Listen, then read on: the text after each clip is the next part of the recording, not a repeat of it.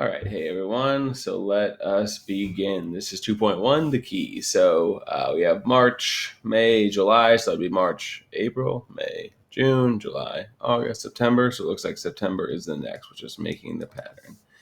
All right.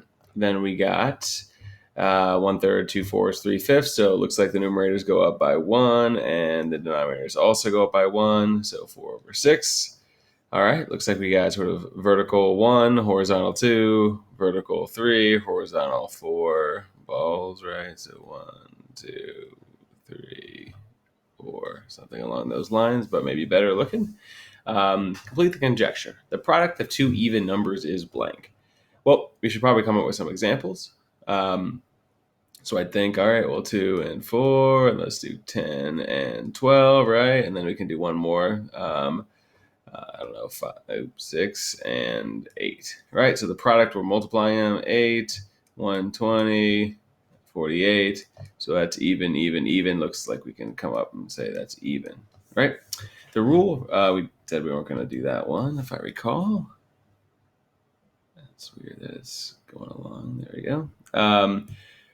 He's basically using this to come up with a counterexample, but they give us a lot. At least in this case, they give us a lot. Kennedy is the youngest U.S. president to be inaugurated. Well, we see that Kennedy was 43, but Roosevelt was 42. So the counterexample in this case is basically Teddy Roosevelt. All right, 3 points on a plane always form a triangle. Again, in this case, our counterexample would be if those 3 points on a plane would be collinear, right, then they wouldn't form a triangle. So our counterexample is disproving that. For any real number x squared is greater than 1, then x squared greater than or equal to 1, then x is greater than or equal to 1.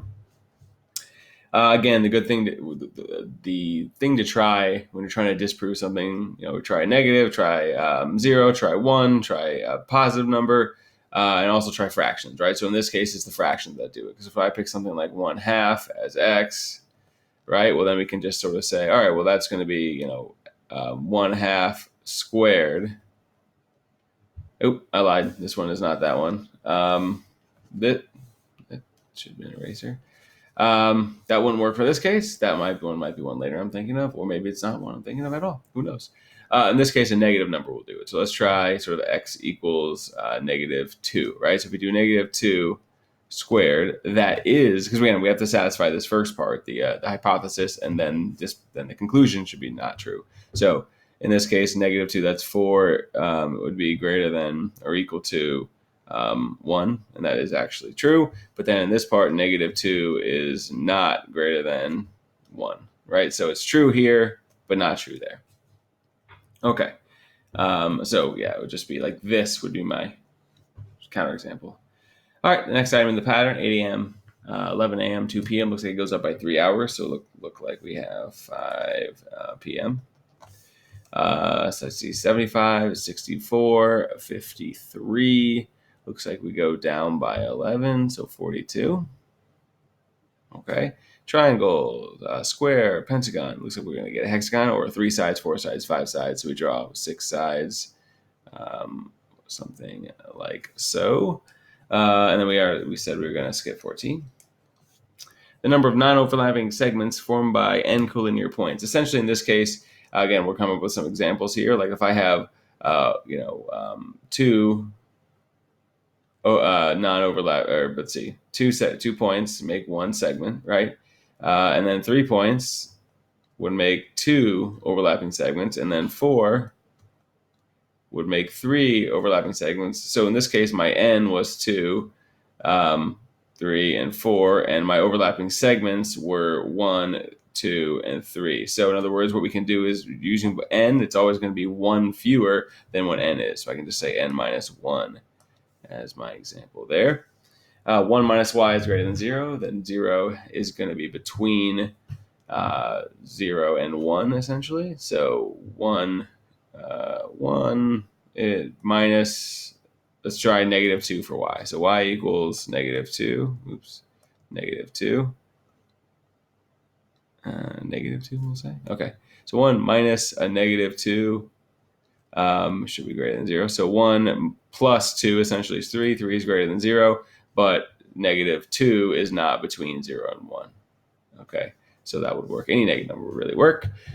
This is the one where the fraction works. All right, so if I'm talking about any number x, if I pick 1/2 as x, and again, you might have to do a little experimenting, but in this case, we end up with 1/3 cubed, right? We're testing if it's greater than 1. I meant 1/2 cubed. 1/2 squared, right? So 1/2 cubed is 1/2 times 1/2 times 1/2, or 1/8. 1/2 squared is just 1/4. 1/2 is not, or sorry, 1/8 is not greater than 1/4. So in this case, that is not true. So this is a valid counterexample, which is what I'm trying to find. Every pair of supplementary angles includes one obtuse angle. I think this one involves, supplementary means they add to 180. So I just need two angles that aren't, or one of them that's not obtuse. In this case, if they're both right angles, then they're 90 plus 90 is 180, which means they're supplementary, but they're not obtuse. One isn't obtuse. All right, we have conjecture. So the conjecture to, 2 squared is 4, 4 squared is 16, 16 squared is 256. So I could just say sort of like the previous term squared, right? So I mean that my conjecture is that each term is the previous term squared. I mean, just throw that down there. In this case, 1/2, 1/4, 1/8. So it looks like they double on the bottom. So I could just say denominator. There you go. Doubles. And again, you could write that in a sentence, but that's fine as far as a conjecture. In this case, we have -3, 6, 9. So in this case, we would say what it's doing is the value is going up by 3 every time. So we know it's going to be 15. And the sign switches every time. Negative, positive, negative, positive, negative. So -15 is the next term. Well, I guess we could go next 2, it says. All right. I actually don't know 256 squared. So I'll just write it. But then in this case, it's just 1/32. The next one would be 18, positive 18. Okay. And then basically what this would be, sine switches, digit increases by 3, something like that. I mean, of course, you could write that in a nice way. All right. Determine if each conjecture is true. If not, let's do a counterexample here. Points x, y, and z are coplanar. That is true. 3 points are always coplanar regardless.